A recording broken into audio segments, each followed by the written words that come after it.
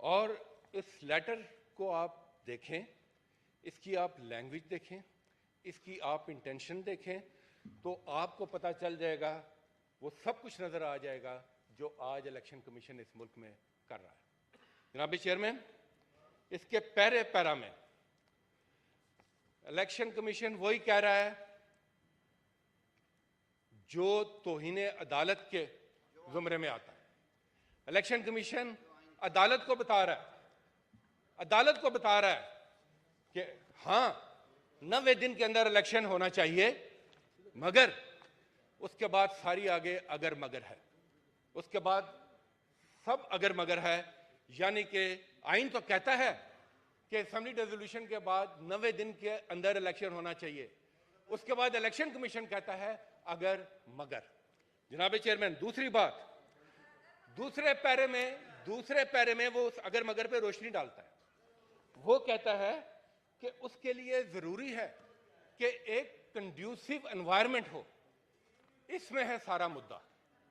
जो conducive environment ये चाहते हैं वो इनको नहीं मिलेगी, क्योंकि अब पाकिस्तान के अवाम फैसला कर चुके हैं कि इमरान खान को वो अपना कायद मान चुके हैं, तरीके इंसाफ के साथ वो खड़े हो चुके हैं, और इलेक्शन में ये जितना मर्जी डिले करें, इनको नजर आता है कि इनको बुरी तरह से वहां पर शिकस्त होने जा रही है।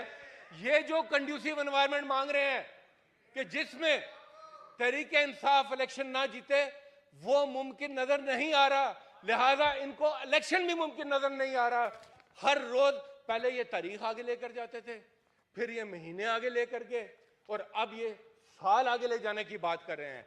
तो ये जो कंड्यूसिव एनवायरनमेंट जिसकी बात इलेक्शन कमीशन कर रहा है, ये सारा जो एनवायरनमेंट क्रिएट किया गया है, ये उसी हवाले से किया गया है। तीसरी बात चेयरमैन साहब, इसी में उन्होंने लिखा है कि जैसे यहां पर पार्लियामेंट में खड़े होकर तरीके इंसाफ के लोगों को धमकियां दी जाती हैं, इसी तरह अब इलेक्शन कमीशन भी धमकी दे रहा है। यानी कि अगर इलेक्शन कमीशन वक्त पर ना कराए, अगर इलेक्शन कमीशन तैयार ना हो इलेक्शन कराने के लिए, और कोई उसको तनकीद करे उस पर, तो वो ये कहते हैं कि हमारी तौहीन हो गई है। यानी कि इलेक्शन ना कराने से उनकी तौहीन नहीं होती, उसकी तरफ तवज्जो दिलाने से उनकी तौहीन हो जाती है। तो इसमें उन्होंने तीसरा पैरा में बड़े फसाहत के साथ ये अपना इख्तियार बताया। और इसका निशाना कौन है? इसका निशाना सिर्फ और सिर्फ तहरीक इंसाफ और तहरीक इंसाफ की लीडरशिप है, जिन पर बार बार ये पर्चे भी करवाते हैं और ये उनको तौहीन अदालत में भी बुलाते हैं, जिससे ये साबित होता है कि ये कमीशन, इलेक्शन कमीशन जानिबदाराना है। और वो खुद ही इसके बाद अगला पैरा में अल जहाद ट्रस्ट केस, उसका एक पैरा लिखते हैं, और मैं वही पढ़ देता हूं जो इन्होंने लिखा।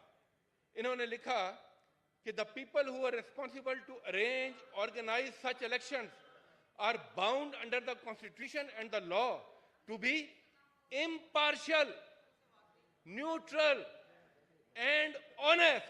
जनाब चेयरमैन, कहां है इम्पार्शियलिटी, कहां है ऑनेस्टी, कहां है न्यूट्रल? ये जानिबदाराना इलेक्शन कमीशन है, और ये उसी कंड्यूसिव एनवायरनमेंट के इंतजार में है जो इनको कभी नहीं मिलेगी। कल इमरान खान ने, और दूसरी बात, और जो अदलिया को धमकियां, अदलिया के खिलाफ कैंपेन का सिलसिला शुरू हुआ है, इलेक्शन कमीशन अपने कंडक्ट से यह साबित कर रहा है कि वो शायद इंडिपेंडेंट इदारा नहीं, बल्कि इस हुकूमत का कोई झैली इदारा है। एग्जेक्टिव आज पार्लियामेंट के पीछे छुपकर तौहीन अदालत कर रही है, और पार्लियामेंट को इस्तेमाल करने की कोशिश की जा रही है। बार बार हम सुनते हैं सुप्रीमेसी ऑफ पार्लियामेंट। चेयरमैन साहब, ये सुप्रीमेसी की एक जंग शुरू है इस वक्त। मेरी गुजारिश ये है, हम एज ए पार्लियामेंटेरियन हम समझते हैं कि पार्लियामेंट जो है वो एक सुप्रीम इदारा है, मगर चेयरमैन साहब, सुप्रीमेसी जो है ये एक रिलेटिव टर्म है।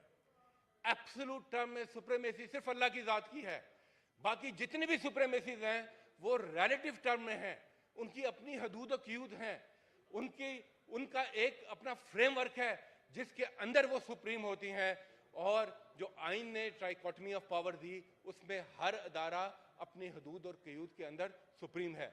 अगर आप ये कहते हैं कि जनाब एक सुओ मोटो जायज और दूसरा सुओ मोटो नाजायज, मैं सिंपल बात करता हूं, ठीक है, हम एक सेकंड के लिए for the sake of discussion हम आपकी बात तस्लीम कर लेते हैं कि जो पार्लियामेंट ने कह दिया, जो पार्लियामेंट ने कह दिया, बस वो हरफ आखिर है। तो चेयरमैन साहब, डिप्टी स्पीकर कासिम सूरी ने भी एक रूलिंग दी थी, उन्होंने भी एक रूलिंग दी थी, तो वो रूलिंग फिर किस तरह खत्म होगी? उस वक्त पार्लियामेंट सुप्रीम नहीं थी, उस दिन तो रात को कोर्ट खुली, रात को सुओ मोटो लिया गया, उस वक्त पार्लियामेंट सुप्रीम नहीं थी। हाँ, आज आए बैठे तो फिर चले वहां पर उस रूलिंग तक। हम गुजारिश करते हैं चीफ जस्टिस सुप्रीम कोर्ट से कि फिर उस फैसले को भी वापस ले ले। अगर पार्लियामेंट की हर बात सुप्रीम है तो फिर उस फैसले को भी वापस ले लें, बहाल करें। जो रिजीम चेंज के तहत वहां पर हुकूमत को का तख्ता उल्टा गया था, बहाल करें फिर उस असेंबली को, अगर पार्लियामेंट की हर बात कही हुई सुप्रीम है। चेयरमैन साहब, सबसे ऊपर कॉन्स्टिट्यूशन है। रियासत एक जिस्म की मानिंद है, रियासत एक जिस्म की मानिंद है और उसकी रूह कॉन्स्टिट्यूशन है। अगर आप इस जिस्म में से कॉन्स्टिट्यूशन को निकाल देंगे तो फिर वही होता है जो उस जिस्म के साथ जिसकी रूह निकल जाती है, फिर वो ना हरकत कर सकता है, वो फिर एक एक एक तबाही का सबब बनता है। तो चेयरमैन साहब गुजारिश, चेयरमैन साहब गुजारिश ये है कि बस करें आइन के साथ खिलवाड़, बस करें पार्लियामेंट को इस्तेमाल करना अपने मफादात के लिए, एग्जीक्यूटिव बस करे पार्लियामेंट के पीछे छुपने को। और अगर यह पार्लियामेंट आइन बना, अगर आपको कोई चीज आइन से, इसमें कोई शक नहीं कि आइन पार्लियामेंट बनाती है, मगर जब आइन बन जाता है तो फिर हर कोई इंक्लूडिंग पार्लियामेंट उस आइन के दायराकार के अंदर रह जाता है। हाँ, पार्लियामेंट को एक एज हासिल है कि अगर वो समझे कि हाँ ये चीज मुनासिब नहीं है तो उसका तरीकाकार खुद आइन में मौजूद है कि आप आइनी तरमीम ले आए, ये इख्तियार जरूर हासिल है। मगर आप ना करारदादों से आइन के आर्टिकल्स को चेंज कर सकते हैं, ना तकरीरों से आइन के आर्टिकल्स को चेंज कर सकते हैं, ना ही सिंपल लेजिस्लेशन से आइन के आर्टिकल्स को चेंज कर सकते हैं। और ये तीनों कोशिशें इस वक्त हो रही हैं। मकसद क्या है? आखिरी बात, मकसद क्या है सर? इस सारे ये जो राम कहानी इस वक्त हमें नजर आ रही है, जो मुल्क के साथ खिलवाड़ हो रहा है, जो एक तमाशा बना हुआ है दुनिया में, ना सर है ना पांव है, ना कोई हुकूमत नाम की चीज।